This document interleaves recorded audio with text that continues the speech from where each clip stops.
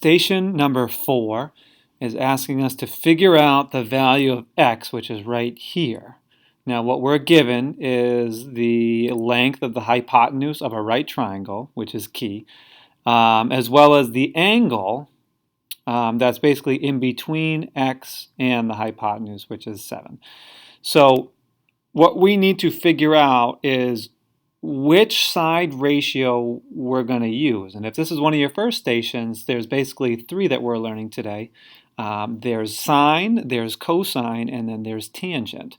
And the mnemonic device that we use to separate the 3 is called SOHCAHTOA. So we have this abbreviation SOHCAHTOA. And what the abbreviation does is separate which side ratio that you would need for a problem like this based on the side lengths of the triangle that you're given as well as the angle. So when we're looking at angle, this right here, this 39-degree angle, we have the side that's the hypotenuse, and we have the side that's what we would call the adjacent angle. So it's next to the angle, which you might say 7 is next to the angle, but that's the hypotenuse. So we have an adjacent side, which is x, as well as the hypotenuse. So A would represent adjacent and H would represent hypotenuse.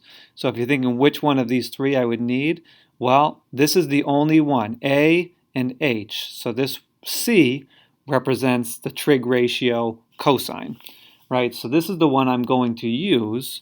And the cosine, which we just abbreviate with COS, of an angle, right? So we're saying cosine of an angle, and the angle that we know is 39 degrees. So cosine of 39 degrees is going to equal a ratio, right? It is going to equal the ratio of A divided by H. That's what these letters represent. So A, again, is representative of adjacent, and the adjacent side to angle 39 is x. So it's going to be x divided by the hypotenuse, which in this case is going to be 7.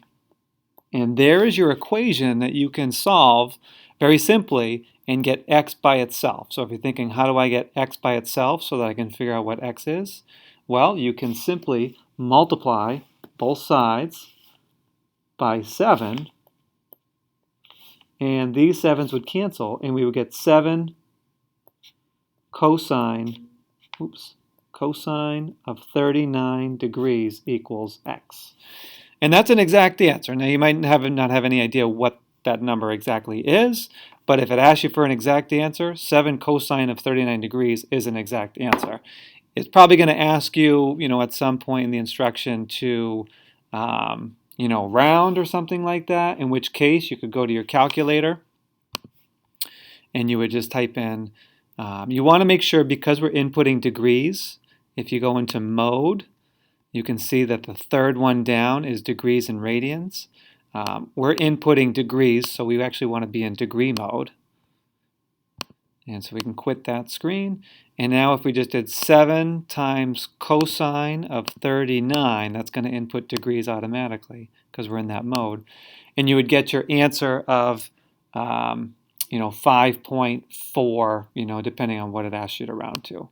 So looking at x, that kind of makes sense that the answer could be approximately 5.4 units. You'd want to label it just because it is a distance. And that would be your answer.